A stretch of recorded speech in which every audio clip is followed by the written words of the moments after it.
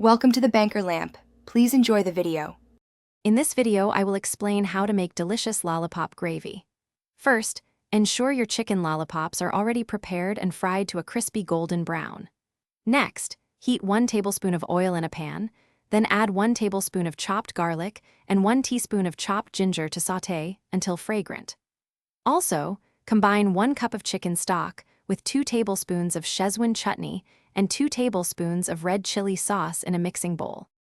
Once your ginger and garlic are fragrant, add a 1/4 cup of green onion whites to the pan and sauté for about 1 minute.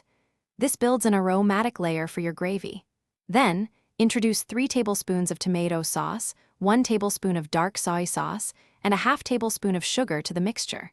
Stir well to combine these sweet and savory elements. Finally, season with a 1/4 teaspoon of white pepper powder and a 1/4 teaspoon of salt, mixing thoroughly for even flavor distribution. To achieve perfect gravy consistency, prepare a cornflour slurry by whisking 1 tablespoon of cornflour with 4 tablespoons of water until smooth. Once your sauce begins to boil, gradually add this slurry, stirring constantly to prevent lumps and thicken the gravy beautifully. Next, pour in a 1/2 cup of water and gently add your prepared dried chicken lollipops. Cook for about 2 minutes, ensuring the lollipops are well coated and heated through with the rich gravy.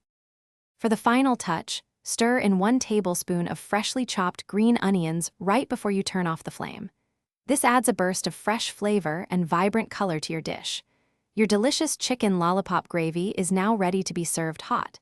It pairs wonderfully with fried rice, Hakka noodles, or even simple steamed rice for a complete meal. Don't forget to check the description below for a link to some amazing deals, including those fantastic darn tough socks with a lifetime warranty.